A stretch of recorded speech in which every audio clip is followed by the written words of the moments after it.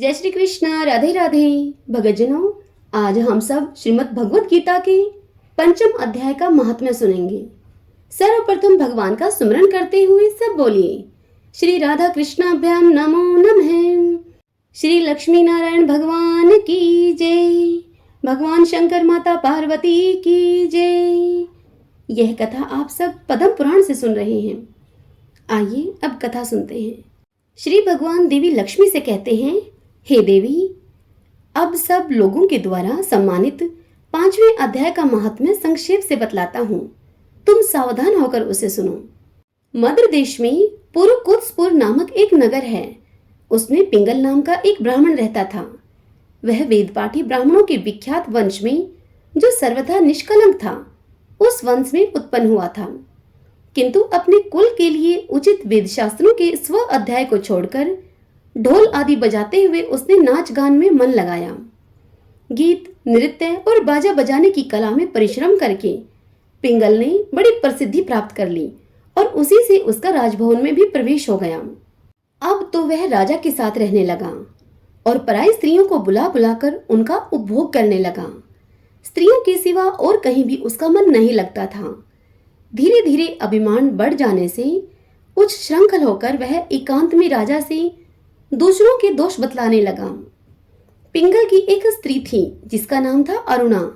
वह नीच कुल में उत्पन्न हुई थी और कामी पुरुषों के साथ विहार करने की इच्छा से सदा उन्हीं की खोज में वह घूमा करती थी। उसने पति को अपने मार्ग का कंटक समझकर एक दिन आधी रात में घर के भीतर ही उसका सिर काटकर मार डाला और उसकी लाश को जमीन में गाड़ दिया। इस प्रकार प्राणों से वियुक्त होने पर वह यमलोक में पहुंचा और भीषण नरकों का उपभोग करके निर्जन वन में गिद्ध हुआ। अरुणा भी भगंदर रोग से अपने सुंदर शरीर को त्याग कर घोर नरक भोगने के पश्चात उसी वन में शुकी हुई। एक दिन वह दाना चुगने की इच्छा से इधर उधर फुदक रही थी। इतने में ही उस गिद्ध ने पूर्व जन्म के वैर का स्मरण करके उसे अपने तीखे नखों से फाड़ डाला। शुकी घायल होकर पानी से भरी हुई मनुष्य की खोपड़ी में गिरी। गिद्ध पुनः उसकी ओर झपटा। इतने में ही जाल फैलाने वाले बहेलियों ने उसे भी बाणों का निशाना बनाया।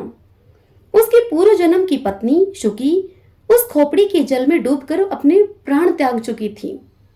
फिर वह क्रूर पक्षी भी उसी में गिरकर डूब गया। तब यमराज के दूत उन दोनों को यमराज के लोक में लेकर गए। वहां अपने पूर्वकृत पाप कर्मों को याद करके दोनों ही भयभीत हो रहे थे। तदंतर यमराज ने जब उनके घृणित कर्मों पर दृष्टिपात किया, तब उन्हें मालूम हुआ कि मृत्यु के समय अकस्मात खोपड़ी के जल में स्नान करने से इन दोनों का पाप नष्ट हो चुका है। तब इन्होंने उन दोनों को मनोवांछित लोक में जाने की आज्ञा दी। यह सुनकर अपने पाप को याद करते हुए वे दोनों बड़े विस्मय में पड़े और पास जाकर धर्मराज के चरणों में प्रणाम करके उनसे पूछने लगे, हे भगवान, हम दोनों ने पूर्व जन्म में अत्यंत घृणित पाप का संचय किया है। फिर हमें मनोवांछित लोकों में भेजने का क्या कारण है, बताइए प्रभु। तब यमराज ने उनसे कहा, गंगा के किनारे वट नामक एक उत्तम ब्रह्मज्ञानी रहते थे। वे एकांत से भी ममता रहित, शांत, विरक्त और किसी से भी द्वेष न रखने वाले थे।